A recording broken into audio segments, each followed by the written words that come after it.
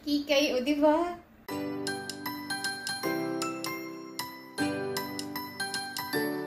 Ay, good morning.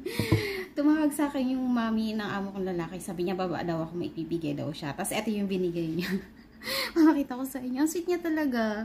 Sobrang babait. Ang swerte ko lang din kasi sobrang babait ng mga lola at lolo ko sa side ng mami ni mama at mami ni sir. Sobrang babait nila. Tama yung binigay niya sa akin. Dinala niya ako ng lunch. Tingnan nyo ha. Kasi alam niyo yung favorite ko to eh. Wait lang. Charan! Ito yung laman niya. Tingnan nyo ha. Alam niyo yung favorite ko to. Tofu. Yan. Kasi minsan nagpunta siya dito, nakikita niya kumakain ako nito, tapos may ganito siya, yung parang sugar. Tapos, ito pa, yung favorite kong pansit hab-hab Hong Kong version. Diba? As in, ito lang yung dinala niya sa akin. Tinawagan niya lang ako para sabihin, dinala niya ako ng lunch. Oh, wow! Sarap! Tapos, meron pa pala siyang binigay sa akin. Wait lang. Ito yung pagkain.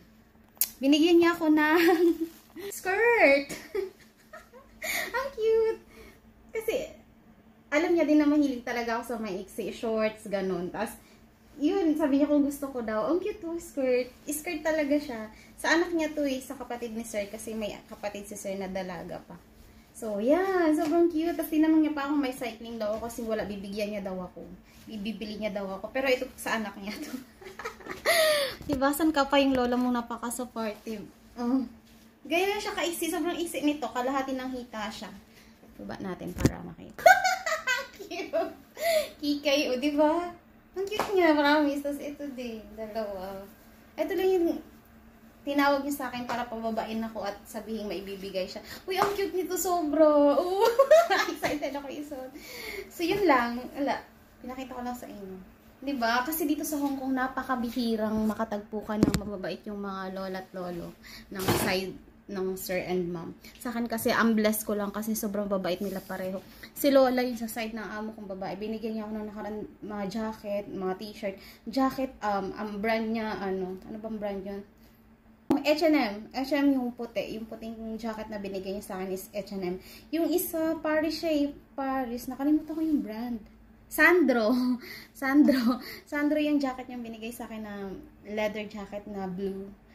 Na maiksi lang din hanggang dito. Sandro yung brand. So, diba?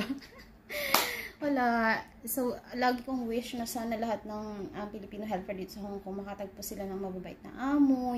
Kasi karamihan dito is yung mga lola talaga mahirap pakisamahan. Pero yung sa akin, sobrang blessed ko kasi sobrang babait nilang lahat. Wala lang. Nakwento ko lang. So, yun lang po for today's video. Thank you po for watching. Bye and God bless. Kakain muna ako.